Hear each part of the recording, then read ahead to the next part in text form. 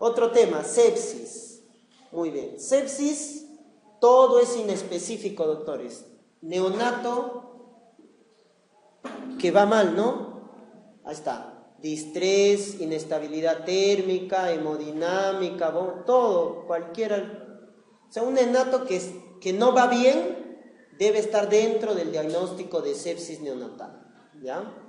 A eso hay que sumarle los factores de riesgo. ¿Qué pasa si yo voy a recibir un neonato y me dicen, doctor, el neonato tiene 32 semanas de gestación? Ponderado fetal a la ecografía, te van a preguntar, ¿no? Ponderado fetal, 2 kilos 300, 2 kilos. Ya te asustas, ¿no? Bajo peso, prematuro. Entonces, cuando tienes factores de riesgo para sepsis, se habla de sepsis, sospecha de sepsis, ¿no? Cuando ya hay exámenes auxiliares, ya hay una sepsis probable. ¿Cuáles son los exámenes auxiliares que nos ayudan? Ahí está. El hemograma, la clínica, ¿correcto? La clínica, hemograma, ¿no es cierto? PCR, procalcitonina, interleuquina 6, ya siendo más sofisticados. Si salen positivos, ya nos hablan de una sepsis probable. ¿Y cuándo hablamos de una sepsis confirmada? Cuando hay un cultivo positivo, ¿no? Urocultivo, líquido cefalorraquídeo o hemocultivo positivo. Muy bien, las causas más frecuentes, no se olviden, está el estreptococo beta hemolítico del grupo B, que es el Agalactae, que es positivo, y el gran negativo es el E. coli. Y listeria, no se olviden, listeria es edades extremas, ¿no? Neonatos y ancianos. ¿Cuándo tú sospechas listeria? Doctores, te hablan de un niño prematuro. Cuando yo te digo líquido meconial, ¿con quién lo asocias? ¿Prematuro o posmaduro? Posmaduro. Pero si tienes prematuro más líquido meconial y es infección, listeria. Prematuro con líquido meconial, listeria monocitógenes. Segundo lugar, pseudomonas.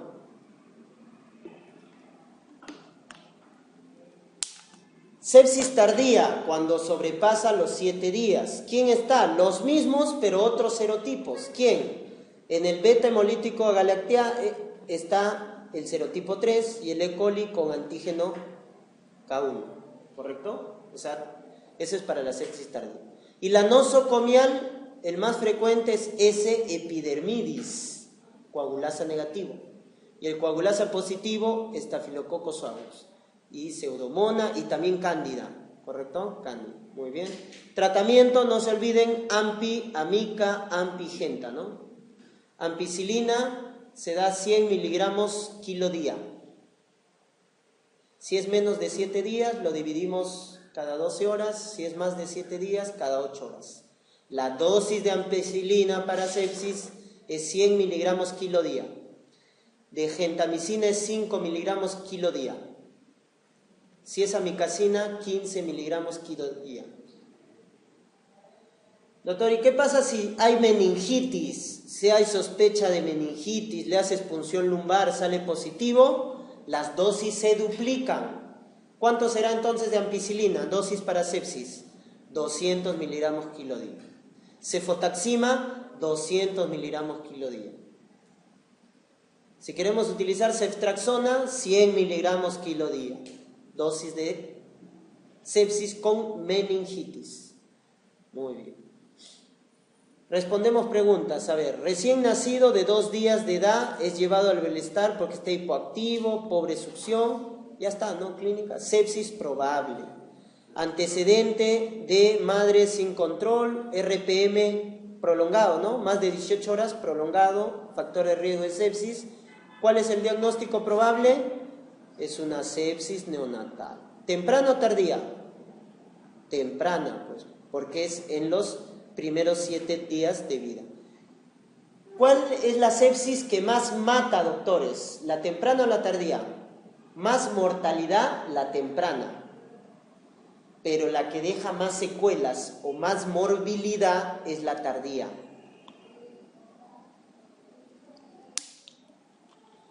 Encefalopatía hipóxica isquémica, que está en la clave B, doctores, no te olvides que es la causa más frecuente ¿de qué?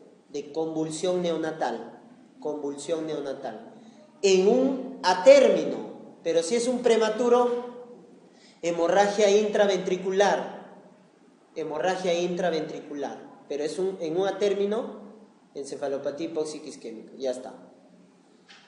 Doctores, ¿cuándo hablamos de asfixia perinatal?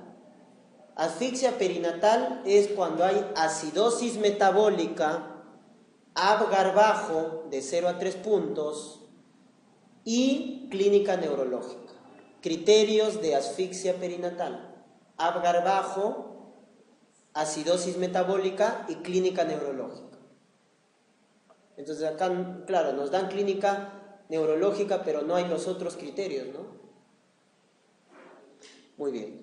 Recién nacido de 30 minutos de edad, 38 semanas, nacido en domicilio, parto domiciliario, placenta conectada, o sea, lo han pinzado, no lo han cortado. La complicación más probable, esto es lo que llamamos parto domiciliario, parto sucio, y la complicación más probable y más temible es la sepsis, pues, la sepsis precoz. Infección, ¿no? Incluso onfalitis, y eso puede ser un punto séptico, ¿no? Y la onfalitis en el recién nacido causa trombosis de la vena portal. Por eso cuando te pregunten en el recién nacido ¿cuál es la causa más frecuente de hipertensión portal? La onfalitis. La onfalitis es la causa más frecuente de hipertensión portal en el recién nacido, porque forma trombos en la vena portal. Siguiente pregunta. Recién nacido post término, que a las 16 horas tiene fiebre, succión débil, flácido, antecedente de ITU en el tercer trimestre. El diagnóstico probable es sepsis neonatal, tratamiento es ampigentamicina, no hay que dudarlo, ¿no? 16 horas de vida es una sepsis precoz, el tratamiento de elección es ampigenta. Tratamiento de elección para la infección por listeria, ampicilina, ¿no? Ampicilina cubre a los gram positivos como listeria, ¿ya? Y al estreptococo beta hemolítico del grupo B, a la lacteal.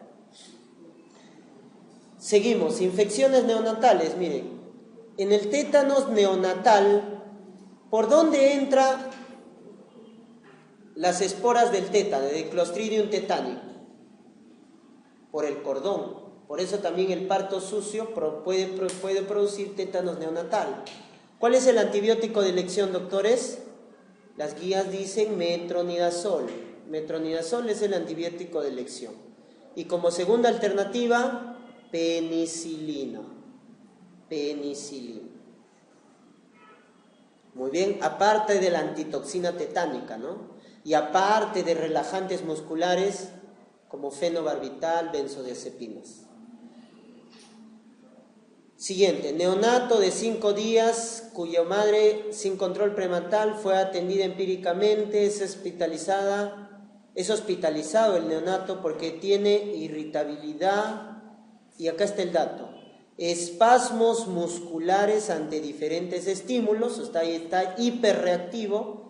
Y también acá está el otro dato, hiperextensión corporal, lo que vemos acá, ¿no? ¿Esto cómo se llama?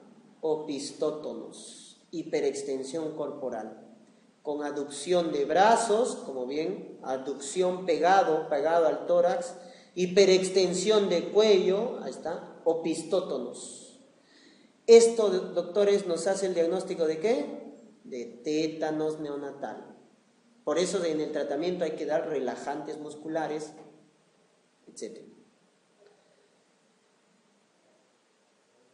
Niño nacido de parto normal, hace 2 días, desde hoy presenta edema, y acá está el datito, doctores, abundante secreción purulenta en ambos ojos. El diagnóstico es conjuntivitis por, miren, ahí están los gráficos, ahí está, miren ese neonato con secreción hiperpurulenta, hiperaguda, porque es la que se produce en los primeros días. ¿Quién es? Gonococo es la causa. El tratamiento en el recién nacido lo podemos dar con ceftriaxona, 125 miligramos intramuscular, dosis única, y también con macrólidos como eritromicina, 40-50 miligramos kilo día. ¿Ya? Muy bien. Se hace una gonocosemia, porque puede hacer artritis o sepsis por gonococo. Ahí damos la ceftriaxona por 7 días. Si es tardía, la causa más frecuente es clamidia, causa más frecuente de conjuntivitis neonatal. Antes era la química por nitrato de plata. Incluso algunos exámenes marcan como clave la química, pero de las infecciosas, la más frecuente es clamidia trachomatis, ¿ya? La que se llama conjuntivitis de inclusión. De ahí está estafilococo herpética, vesículas, y la úlcera corneal que deja es la llamada úlcera dendrítica. Úlcera dendrítica, herpes. Muy bien, seguimos. A ver, esto de enterocolitis necrotizante es una emergencia quirúrgica, ¿no? Vamos a ver que es una patología típica ¿de quién? De recién nacidos prematuros, ¿no? Que se presentan en las 2 primeras semanas de vida. Cursa con distensión, dolor abdominal, vómitos, pero el dato, doctor, que te debe hacer, por eso cuando te digan un dato de gravedad, un signo de gravedad en el neonato, es tener vómitos fecaloides o tener, peor todavía, lo que dice acá, deposiciones hemorrágicas, heces con moco y sangre, con dolor abdominal, signos de gravedad. ¿Qué debe sospechar? Si es prematuro, enterocolitis necrotizante. Si es a término, descarta vólvulo de intestino, ¿ya? Vólvulo de intestino. Muy bien. Entonces, no te olvides que si te dicen un neonato con dolor abdominal, distensión abdominal y heces con moco y sangre, 2 diagnósticos: enterocolitis necrotizante y vólvulo de intestino, ¿ya? Puede ser de delgado o grueso, etc. Muy bien. La radiografía, miren cómo se ve, miren las asas, miren acá esta radiolucidez que se ve alrededor de las asas. ¿Cómo se llama eso? Eso se llama neumoperitoneo, neumatosis intestinal. Eso se llama neumatosis intestinal. Y eso es signo ominoso de que se va a perforar ya el intestino. Entonces, cuando hay eso, el neonatólogo ve eso, interconsulta cirugía, ¿no? Muy bien. Recién nacido, posasfixia, en mal estado, con inestabilidad, etcétera. Miren, vómitos, distensión, allá, y heces sanguinolentas. El factor de riesgo, si bien es cierto, es prematuro, pero también estos datos de asfixia, infección, ¿no? Porque recuerda que esta enterocolitis necrotizante se produce por una isquemia del intestino, hipoxia, isquemia del intestino, ¿ya? Entonces, ¿cuál es el diagnóstico más probable? Enterocolitis necrotizante. Hirschsprung va a debutar con ausencia del meconio en más de 48 horas, ¿correcto? Y distensión abdominal. Dolor, distensión abdominal, vómitos que pueden ser facoloideos, pero heces sanguinolentas no. Heces sanguinolentas. ¿Por qué? Porque ¿qué es el Hirschsprung? Obstrucción.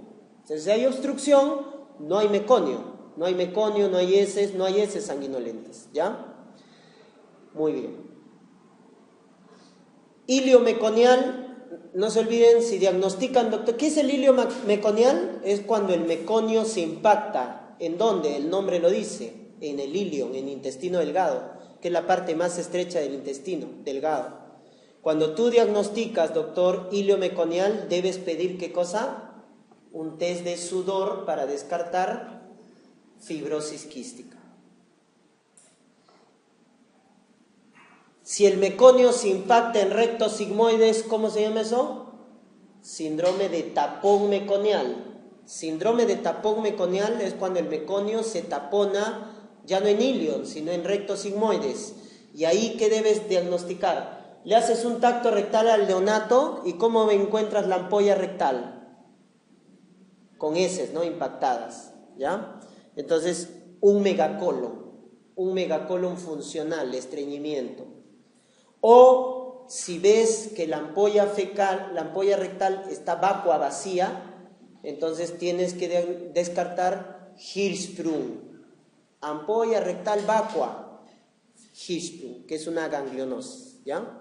Muy bien. Lactante de 21 días de nacido, con bajo peso, presenta sangre con heces, y ahí está el dato, miren, neumatosis intestinal en la radiografía. Por lo tanto, el diagnóstico es enterocolitis necrotizante. Muy bien. Recién nacido de 36 semanas con antecedente RPM, coreoamnionitis, presenta signos de distrés respiratorio. ¿Cuál es el diagnóstico? ¿Taquimia transitoria será? No, es más a término, cesárea, parto precipitado, no. Membrana hialina es prematuro, pero 36 semanas será prematuro para membrana hialina. ¿Qué hemos dicho? ¿Cuál es el periodo crítico? 24-34 semanas, que es donde hay déficit de surfactante. Pero 36 ya no, pues, ¿no? Puede haber, pero ya baja el riesgo. Y más bien te están dando riesgos de ¿qué? De infección. Riesgos de infección con distrés respiratorio, diagnóstico, neumonía congénita. ¿Estamos? Neumonía congénita. Ya está. Doctor, si un adulto hace paro, ¿cuál es la causa más frecuente de ese paro? ¿Cardíaco o respiratorio? Cardíaco, ¿no? Cardiopatía isquémica, infarto. Pero si un neonato hace paro, ¿cuál es la causa más frecuente? Hipoxia, respiratorio, asfixia, hipoxia. Hay una insuficiencia respiratoria. Por lo tanto, acá cuando te dicen, doctor, la asfixia perinatal se caracteriza ¿por qué? ¿Hiperoxia o hipoxia? Hipoxia, ¿no es cierto? Hipoxia. ¿Y cómo estará el CO2? ¿Alto o bajo? Si hay una insuficiencia respiratoria, o sea, porque está trabajando mal la función respiratoria, no entra oxígeno y no sale CO2. Por lo tanto, hay hipoxia con hipercapnia. Y acidosis metabólica, ¿no? Ácido láctico elevado. Acidosis metabólica.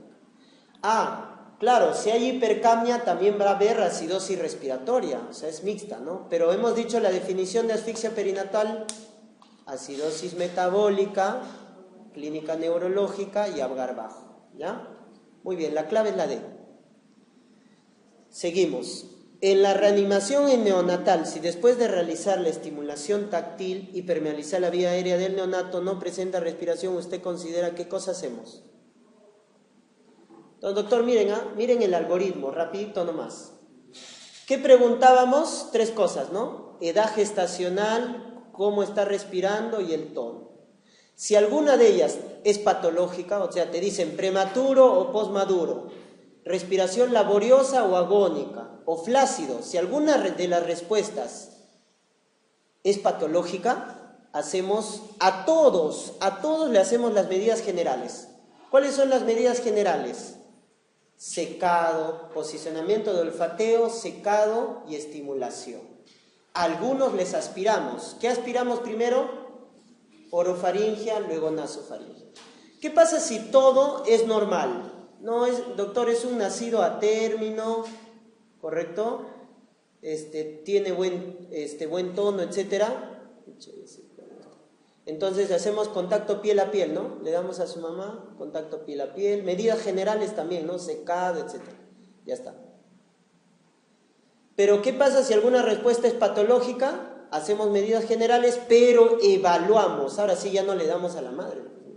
Si todo está normal, le damos a la madre contacto piel a piel. Pero si alguna de esas respuestas es patológica, doctores, hacemos medidas generales, palpamos el cordón, la base del cordón umbilical y contamos la frecuencia cardíaca, ¿no es cierto? Y vemos si la frecuencia cardíaca es normal o no. Si la frecuencia, como está acá, doctores, sale menos de 100, ¿qué debemos hacer? O está en apnea. Cuando nace el neonato, ¿qué haces tú? Secas y estimulas de paso. Después de eso, entonces tú evalúas cómo está su respiración. Ya estaba en apnea. Recuerden que hay una apnea primaria, ¿no? Que es un transitorio. O sea, el niño no respira, lo estimulas y empieza a llorar. Esa es una apnea primaria, fisiológica. Pero la apnea secundaria, ¿cuál es? El niño no respira, le estimulas y sigue no respirando. esa es una apnea secundaria y esa sí es patológica. Entonces, estás en dos casos, frecuencia cardíaca menos de 100 o apnea secundaria. ¿Qué debes hacer? Ventilación a presión positiva. De fe, ventilación a presión positiva con ambú, mascarilla autoinflable, etc. ¿Ya? Como está acá. Ventilación a presión positiva. Revalúas nuevamente. Miren, este es el segundo de oro, ¿ah? Segundo de oro. Evalúas medidas generales, frecuencia cardíaca. Si está bajo o está en apnea secundaria, ventilación a presión positiva. ¿Estamos? Si lo revalúas y sigue menos de 100, vuelves a revaluar tu técnica de ventilación presión positiva. Si todo está bien, vuelves a medir tu frecuencia y sale menos de 60, ojo, menos de 100 frecuencia, ventilación a presión positiva. Frecuencia cardíaca menos de 60, compresión torácica. Pero antes de comprimir, ¿qué tienes que hacer? Intubar al paciente.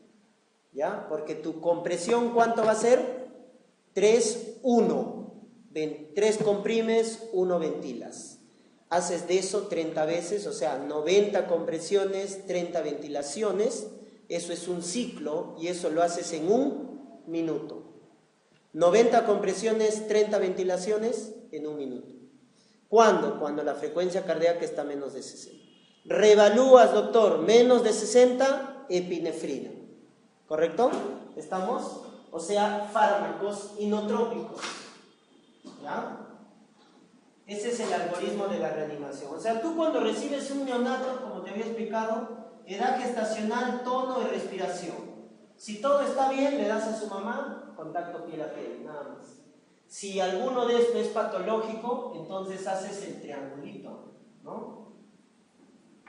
A todos les vas a hacer tus medidas generales, ¿no? Secado, estimulación, aspiración. Mides tu frecuencia cardíaca, menos de 100, ventilación, presión positiva. Vuelves a medir tu frecuencia cardíaca, menos de 60, compresiones torácicas, ¿no? Relación 3:1, pulgar, acá hay la regla del tercio, ¿no? La relación es 1:3, una ventilación, 3 compresiones. ¿Cuánto comprimes el diámetro anteroposterior del torso? 1/3. 1/3 del diámetro anteroposterior. ¿Dónde comprimes? En el tercio inferior del esternón. Técnica de los 2 pulgares. Ya está. Vuelves a revaluar tu frecuencia cardíaca. Menos de 60, epinefrina. ¿Por dónde le das epinefrina? ¿Endotraqueal o endovenoso? ¿Cuál es mejor? Endovenoso. ¿Qué vía le vas a poner? Por la vena umbilical. Cateterizan la vena umbilical. ¿Ya? Si no podemos tener acceso vascular, intubación endotraqueal. ¿Ya? Muy bien. Cuando damos endovenoso, intubación endotraqueal, ¿cuál es la titulación de la adrenalina? No se olviden que es 1 en 10.000. ¿Ya? 1 en 1000 es subcutánea, que lo utilizamos en el shock anafiláctico. Subcutánea, 1 en 1000. Si lo utilizamos endovenoso, es 1 en 10.000. Entonces a tu ampollita le pones 9 mililitros de suero fisiológico y lo diluyes. De lo que estaba en 1 en 1000, 1 en 10.000. Muy bien, ¿ya? Eso, doctores, por eso te decía que solamente el 10% de los neonatos van a necesitar alguna reanimación. Miren, la mayoría hacen esto. Todo está normal y le das a su mamá. 90%. 10% va a requerir alguna medida. Y 1% va a requerir ya alguna medida adicional de reanimación. ¿Ya? Muy bien, sabiendo eso, doctores, entonces contestamos la pregunta. Y decimos, a ver, sigamos con la separata. Dice, en la reanimación neonatal, si después de realizar estimulación táctil y permeabilizo la vía aérea, no presenta. Entonces, ¿qué hiciste? Tu medida general, ¿no? Estimulaste, aspiraste, secaste. Evalúas y el niño sigue en apnea. ¿Qué le das? Ahí están, medidas generales. Y está en frecuencia cardíaca menos de 6 o apnea secundaria, ¿no? Porque no respira. ¿Qué le das? Ventilación a presión positiva. ¿Cuál es la clave? La D, realizar ventilación con ambú. con AMBO. Muy bien. Doctor, ¿cuándo damos CPAP? ¿Qué es el CPAP? Recuerden que ventilación a presión positiva, esto es intermitente, ¿no? Insuflas, le das presión, dejas de insuflar, etc. Es intermitente. En cambio, este es darle oxígeno de manera continua, o sea, ventilamos de manera continua. Ese es CPAP, ¿no? Ventilación a presión continua. ¿Cuándo indicamos CPAP? El CPAP lo indicamos, miren, cuando la frecuencia cardíaca es más de 100. O sea, para diferenciarlo de esto. Pero, ¿qué es lo que tiene? ¿Qué es lo que está mal? Su respiración está laboriosa. O sea, lo ves medio disneico al neonato, ¿no? Con distrés. Respiración laboriosa o el color. ¿Qué va a tener? Cianosis. Cianosis persistente. Esa es la indicación de CPAP. ¿Ya? Frecuencia cardíaca normal. La respiración es laboriosa o tiene una cianosis persistente. Entonces damos CPAP. ¿Ya? No ventilación presión positiva. Porque recuerden que el oxígeno genera radicales libres y también es tóxica, o sea, no es que es muy beneficiosa. Por eso, ¿cuánto de oxígeno suplementario es mejor darle? Antes, ¿qué hacían, no? 100%, ¿no? Prematuro, nacía mal, ¿no? Como hemos visto, frecuencia cardíaca baja, ¿cuánto de oxígeno le metían? De FiO2. Hay que darle al máximo, pues, 100%. Pero de ahí que se dieron cuenta. No, le genera más complicaciones, retinopatía del prematuro, etcétera, encefalopatía. Entonces, ¿qué dijeron? No hay que dar ni poco ni mucho. Entonces, ¿cuál es lo normal? Entre 30 y 90% de FiO2. Eso es lo mejor. ¿Ya? Mejor si es menor, ¿no? Y el neonato se estabiliza, obviamente. Muy bien, la respuesta, doctor, es la D. La siguiente, si recibes un recién nacido a término, flácido, no respira, se le coloca una cuna con calor radiante, se le seca, recibe estimulación. Mira, nació flácido, bajo tono, no respira. A todos le vas a hacer esto, sin discriminación. Entonces, secas, estimulas, aspiras. Ya está, hiciste eso, pero el neonato no responde. ¿Y la frecuencia cardíaca cuánto está? 80, la frecuencia cardíaca está en 80. ¿Cuál es la conducta, doctores? Ventilación a presión positiva. ¿La tenemos? Sí, ¿no? Ya está, la clave B. Doctor, ¿cuándo marcarías la A de frente? Te dan este caso y te dicen líquido, ¿de qué color? ¿Claro o meconial? Meconial. ¿Qué pasa, doctores? Miren, si a este caso clínico te dijeran líquido amniótico de tipo meconial, ¿la clave será siendo la B? Doctores, ¿seguimos? ¿Sí? El mismo caso, pero te dice líquido meconial. ¿Qué hacemos? ¿Cuál es la clave? ¿Cuál es la clave, Julio? Si el mismo caso y te dice líquido meconial. Intubamos, muy bien. No, eso es cuando el líquido es claro. ¿Ya? Si es meconial, ¿qué dijimos al inicio entonces? Si nace flácido, hipotónico y el líquido es meconial, te olvidas de todo, intubas y aspiras. ¿Correcto? Flácido, hipotónico, con líquido meconial, intubas y aspiras. ¿Ya? No se olviden de ese dato, ¿eh? Ya mismo.